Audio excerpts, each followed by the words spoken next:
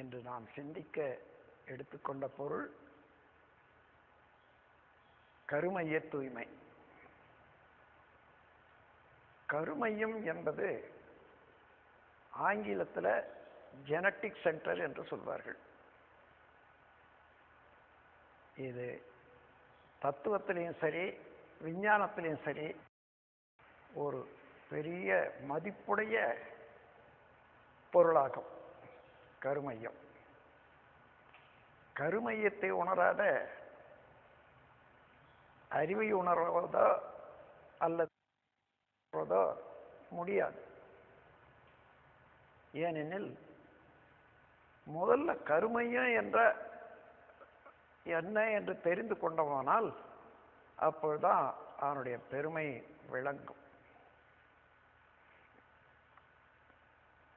நம்ம எல்லா ஜீவன்களுடைய உடல் இயக்கமும் மன இயக்கமும் ஜீவகாந்த ஆற்றல் என்ற ஒரு சக்தியினாலேயே இயங்கிக் கொண்டிருக்கின்றன.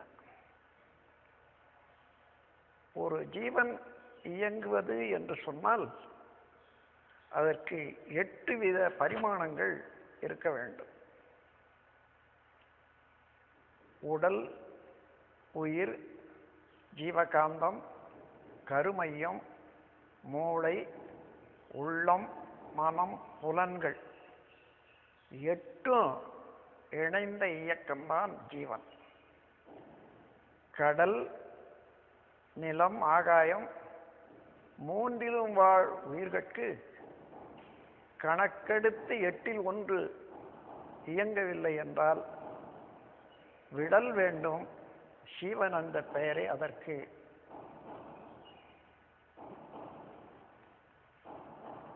வேறு பொருள் சடப்பொருள் என்று உரைத்திடுதல் நீதி.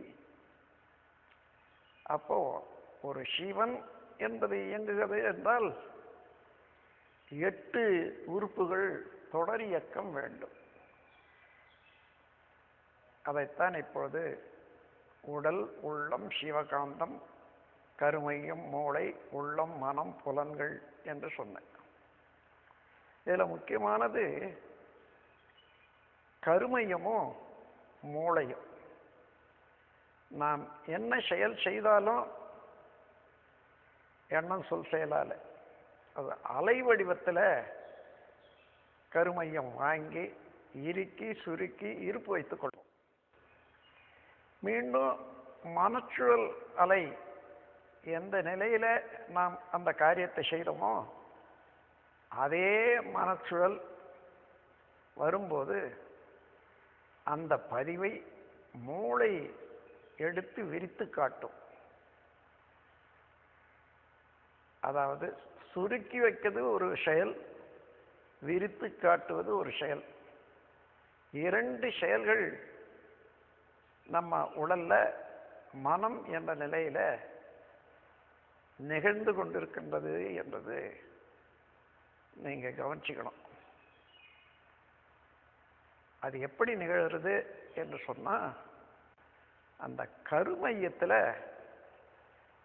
ஜீவகாந்த அலையினுடைய அழுத்தம் திணிவு பெற்று இருக்கிறது.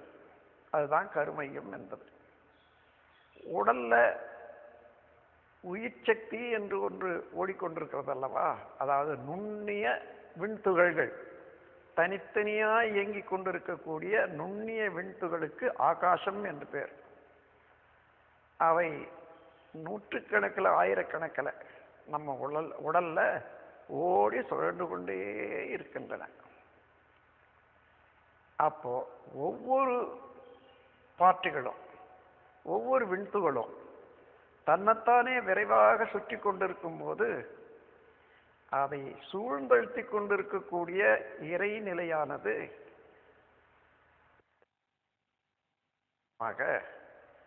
ஒவ்வொரு விண்துகளிலும் இருந்தும் அலைகள் வந்து கொண்டே இருக்கும். அவைகளெல்லாம் உடல்ல ஒன்று சேர்ந்து சுழலும் போது நடு மையமாக உள்ள இடத்துல கருமையம் அமையுது. அப்படி என்றால் உச்சியிலிருந்து உள்ளங்கால் வரையில அளந்து பார்த்து கொள்வோம். எறும்பானாலும் சரி, ஆணையானாலும் சரி, மனிதனானாலும் சரி, நடு மையம் எங்க வருகிறதோ அங்கதான் கருமையும் அமையும்.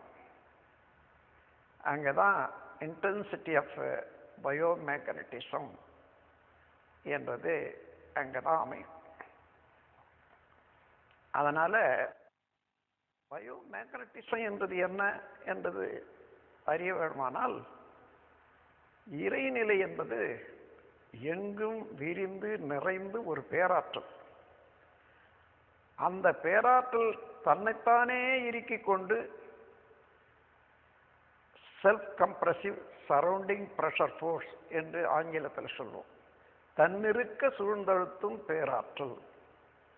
அந்த ஆற்றல்னால தனக்குள்ளாகவே திணிவு பெறும் இடங்களெல்லாம் தனியாக மடிப்பு விழுந்து சுழன்று கொண்டிருப்பதுதான் விண்துகள். அப்போ விண்துகள் என்றால் இறைநிலையில இருந்து வேறுபட்டதல்ல. இறைநிலையை கிராவிட்டி என்று சொல்வார்கள், சுத்தவெளி என்று சொல்வார்கள், பிரம்மம் என்று சொல்வார்கள், தெய்வம் என்று சொல்வார்கள். எப்படி என்றாலும் பொருள் ஒன்றுதான். அந்த இறைநிலையுடைய தன்மை என்ன என்றால், தன்னிருக்க சூழ்ந்தழுத்தும் பேராற்றல். சாதாரண பேச்சுவார்த்தையில சுத்த வெளின்னு சொல்லுவோம். சுத்த வெளி என்று சொன்னா, புலன் அளவில் இயங்கிக் கொண்டிருக்கக்கூடிய மனித மனம் ஒன்றுமே இல்லாதது என்று எண்ணுவோமல்ல, அப்படி இல்லை. அந்த சுத்த வெளியில தான் இந்த பிரபஞ்சம் முழுவதும் உள்ள கோடான கோடி அண்டங்கள் லேசாக மிதந்து உருண்டு சுழன்று இயங்கிக் கொண்டிருக்கின்றன. ஆகவே அந்த சுத்த வெளி எல்லாம் வல்ல முழு முதல் பேராற்றல் என்று சொல்லலாம். அதைவிட ஒரு ஆற்றல் இருக்க முடியாது. அது எல்லாவற்றையும் தாங்கிக் கொண்டிருக்கிற போது தன்னைக்கு தானாகவே இறுக்கிக் கொண்டு இருக்கிறது அதனுடைய ஆற்றலால. அதனால மடிப்பு விழுந்த நுண்பகுதி தான் விண்துகள். அப்ப விண்துகளுக்கும் இறைநிலைக்கு என்ன சம்பந்தம்னா, இறைநிலை கடல் போன்று, விண்துகள் அலை போன்று. அதனுடைய ஒரு பகுதி தான், ஒரு நுண்பகுதி, இறைநிலையினுடைய நுண்பகுதி தான் விண். இறைநிலையில என்னென்ன அம்சங்கள், என்னென்ன பெருமைகள் எல்லாம் அடங்கி இருக்கின்றனவோ அவ்வளவும் அந்த நுண்துகளாக உள்ள விண்ணிலும் உண்டு. அப்போ அந்த விண் மீண்டும் அது சுழன்று கொண்டே இருக்கிற போது மீண்டும் ஒரு முறை சூழ்ந்தழுத்தும் ஆற்றலால நெருக்கிற போது அங்க ஏற்படக்கூடிய உரசல்ல இருந்து ஒரு அலை வருகிறது. அந்த அலைதான் அதே இறைவெளியோடு சேர்ற போது அதற்கு காந்தம் என்று சொல்றோம். அப்ப காந்தம் என்றால் இறைவெளியும் அதில் தோன்றிய விண்ணினுடைய அலையும் ஒன்று சேர்ந்த ஒரு கூட்டு இயக்கம், அதுதான் காந்தம் என்று சொல்றோம். இதை முன்னோர்கள் இந்த காந்தம் என்ற வார்த்தைக்கு பிரணவம் என்று சொன்னாங்க. பிரணவம் என்றால் சக்தியும் சிவமும் சேர்ந்தது என்று. இறைவெளியானது சுத்தவெளி, அகண்டாகாரம். அதை சிவம் என்று கூறுவது ஒரு மரபு. அதிலிருந்து நுண்ணிய பகுதியாக இயக்கம் பெற்ற இந்த விண்ணுக்கு சக்தி என்று சொல்வார்கள். அந்த சிவமும் சக்தியும் இரண்டும் கலந்த ஒரு கூட்டுதான் பிரணவம் என்ற வார்த்தையினால சொல்லப்பட்டது. அதைத்தான் இப்பொழுது காந்தம் என்று சொல்லுகிறோம். இந்த காந்தம் எந்தெந்த இடத்துல நுண்துகள் இயங்கிக் கொண்டிருக்கின்றனவோ அங்கெல்லாம் அதனுடைய அலை பரவி இறைவெளியோடு கலந்து காந்தமாக மாறிக்கொண்டே இருக்கும். இப்போ இந்த இயங்கிக் கொண்டிருக்கக்கூடிய பிரபஞ்சத்தை சிறிது நினைந்து பாருங்க. எல்லாமே இந்த நுண்துகளுடைய ஒரு கூட்டு தான். அதாவது association of energy particle is mass என்று சொல்வார்கள். எந்த தோற்றமாக எடுத்தாலும் இந்த விண்களின் கூட்டு தான் என்பது இதனால விளங்கும். அதனால எல்லா தோற்றங்கள்லையும் ஒவ்வொரு விண்ணும் சுழண்டு கொண்டே இருப்பதனால அதை சுற்றிலும் இறைவெளியின் சூழ்ந்தழுத்தும் ஆற்றல் இருப்பதனாலையும் எங்குமே காந்தம் நிரம்பிதான் இருக்கிறது பிரபஞ்சம் முழுவதும். அந்த காந்தத்துக்கு வான் காந்தம் என்று பேரு. அதுவே நம்ம உடல்ல உயிர் சக்தி என்று சொல்றோமே, அதுதான் விண். இதை சிதாகாசம் என்று சொல்வார்கள். அந்த விண் சுழலும் போது சூழ்ந்தழுத்தி இருக்கக்கூடிய இறைவெளியினால உரசுற போது இங்கே உற்பத்தி ஆகக்கூடிய காந்தம் உடலுக்குள்ளாக உற்பத்தி ஆவதனால அது ஜீவகாந்தம் என்று சொல்றோம். அப்ப உடல் முழுவதும் எத்தனையோ கோடிக்கணக்கான நுண்துகள்கள் இயங்கிக் கொண்டிருக்கின்றன. அவற்றிலெல்லாம் தோன்றும் அலைகளெல்லாம் ஒன்று கூடி காந்தமாக இயங்கிக் கொண்டே இருக்கிற போது அது சுழன்று கொண்டே இருக்கக்கூடிய விண்ணில பிறந்ததுனால அந்த காந்த ஆற்றலும் உடல்ல சுழன்று கொண்டேதான் இருக்கும். அந்த சுழற்சியில எந்த பொருள் சுழன்றாலும் அதுல கனத்த பகுதி நடுமையத்துக்கு வந்துடும், லேசான பகுதி மேல்புறம் நிற்கும். இது சென்ட்ரிபீகல் ஃபோர்ஸ், சென்ட்ரிபீட்டல் ஃபோர்ஸ்ன்னு ரெண்டா சொல்லுவாங்க. மையத்தை நாடி போற கனத்த பொருளுக்கு அது சென்ட்ரிபீட்டல் ஃபோர்ஸ், மையப்பகுதி நோக்கி ஓடக்கூடிய அழுத்தம். சென்ட்ரிபியூகல்னா வெளிப்புறம் நோக்கி ஓடக்கூடிய லேசான பகுதி. அது இந்த மாதிரி எந்த பொருள் சுழன்றாலும் அதுல நடுமையும் திணிவு பெற்று இந்த இயக்கம் உண்டாகும். அதே போல நம்ம உடல் முழுவதும் காந்த சக்தி இருந்தாலும் அதுல இருந்து திணிவு ஏற்பட்ட ஒரு பகுதி கருமையத்துல, உடல் மையத்துல அமைந்து இயங்கிக் கொண்டிருக்கிறது. இதனால உடல்ல இயங்கிக் கொண்டே இருக்கக்கூடிய உயிர் சக்தி கூட, அந்த நுண்துகள்கள் கூட அது இயக்கத்தினால அதனுடைய வலு வித்தியாசம் வர்ற போது, கனம் உண்டாகிற போது அவைகளும் கருமையத்தோடத்தான் இணைந்து அங்கேயே இருப்பிடமாக கொள்ளும். அதனால உயிர் மையம் என்று சொல்வார்கள். அதன் பிறகு ஒரு மனிதன் அல்லது ஜீவன் பருவம் அடைந்து விட்டால் உடல்ல இதுவரையில இரத்த ஓட்டத்திலேயே கலந்து ஓடிக்கொண்டிருக்கக்கூடிய விந்து ஓட்டம் உடலுக்கு தேவைக்கு மேல கொஞ்சம் அதிகமாகும்.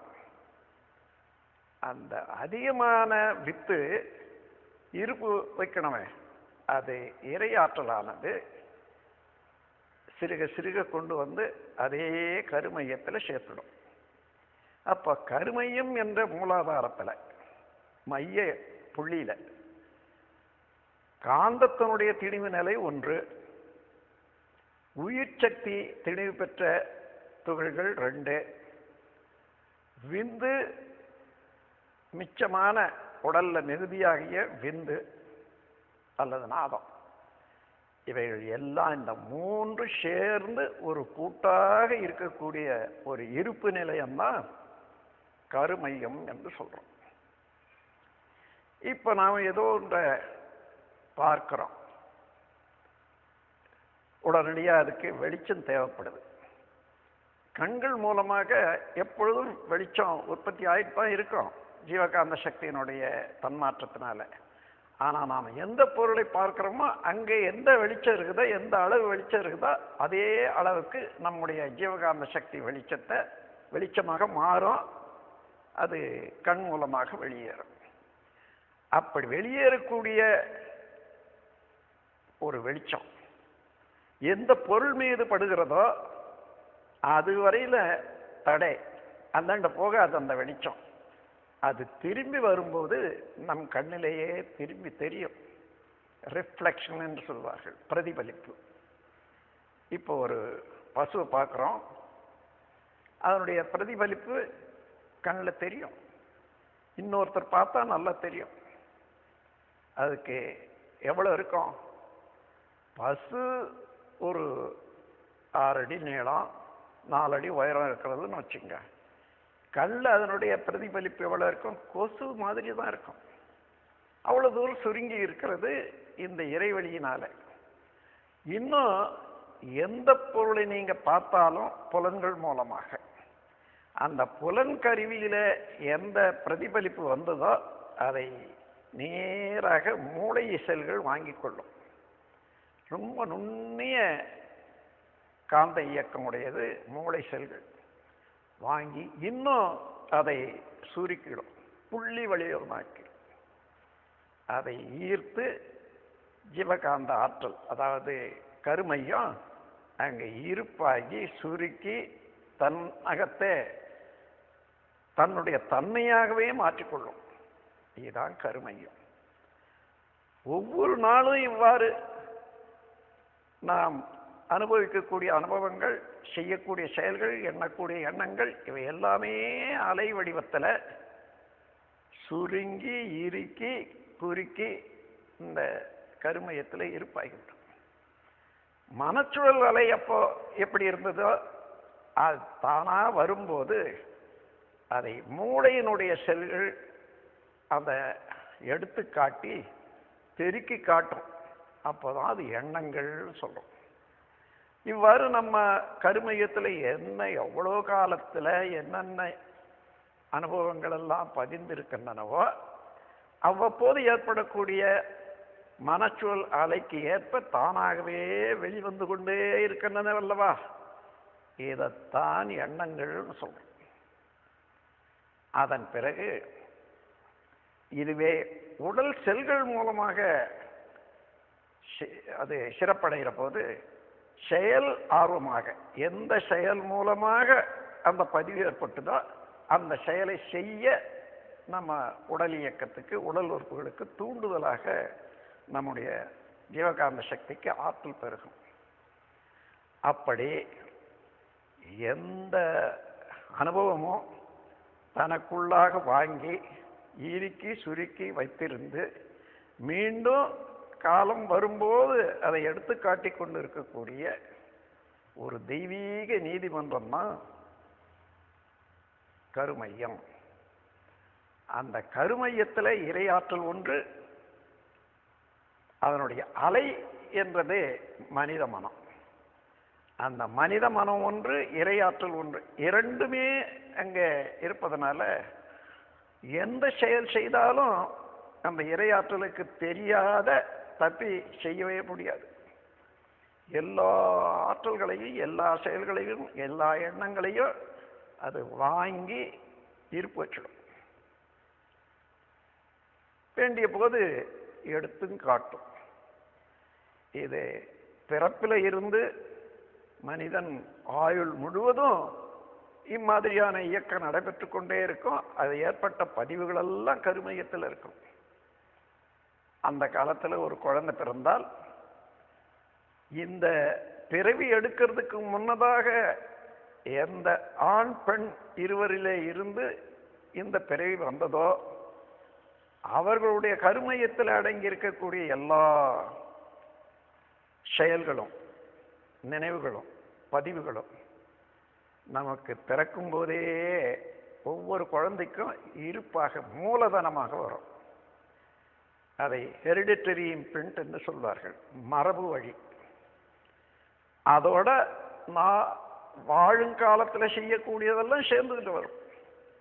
இந்த இரண்டு விதமான பதிவுகளும் ஒன்று சேர்ந்த கூட்டுதான் ஒரு மனிதனுடைய அறிவாட்சி தரம்.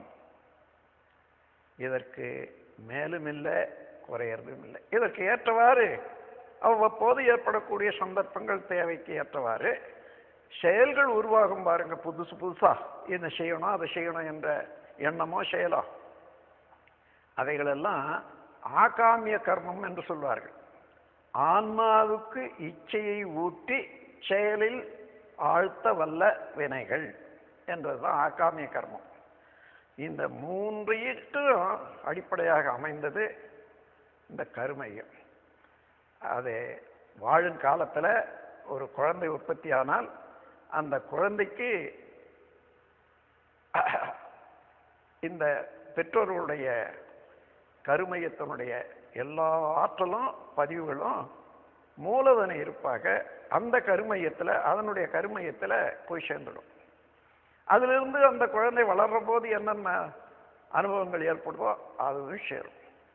ஆகவே முன்பிறவியும் இப்பொழுது நடக்கக்கூடிய பிறவியும் இதற்கு பின்னால தொடர் பிறவிகளையும் இணைத்து கொண்டு இயங்கிக் கொண்டு இருப்பது கருமையம். இந்த கருமையத்தினுடைய உண்மையை மனதிலே தேர்ந்து கொண்டு அதை எப்பொழுதுமே தூய்மையாக வைத்துக் கொள்ளணும். அந்த கலங்கப்படாத வைத்துக் கொள்ளணும். அதற்கு ஒரு கவி ஒன்று எழுதியிருக்கேன்.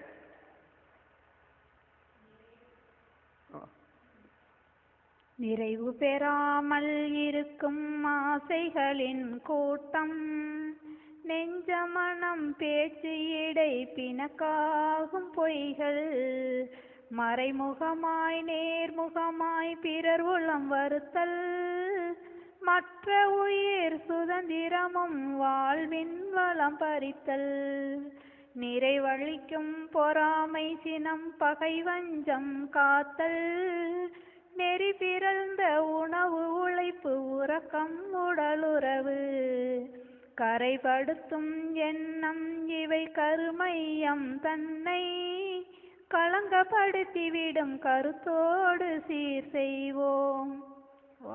இந்த உண்மையை உணர்ந்து கொண்டா கருமையத்தில் களங்கமில்லாத அதை தூய்மையாக வைத்துக் கொள்வதற்கு உரிய ஒழுக்கம் பழக்கம் நீதி உணர்வு அதற்கேற்ற நடைகள் இப்படி எல்லோரும் அது பின்பற்றி நடப்புமையானால் வாழ்வு நலமாக இருக்கும், குடும்ப நலமாக இருக்கும், நாடு நலமாக இருக்கும் என்று கூறி இதோடு என்னுடைய உரையை நிறைவு செய்கிறேன். வாழ்க வளமுடன், வாழ்க வையகம்.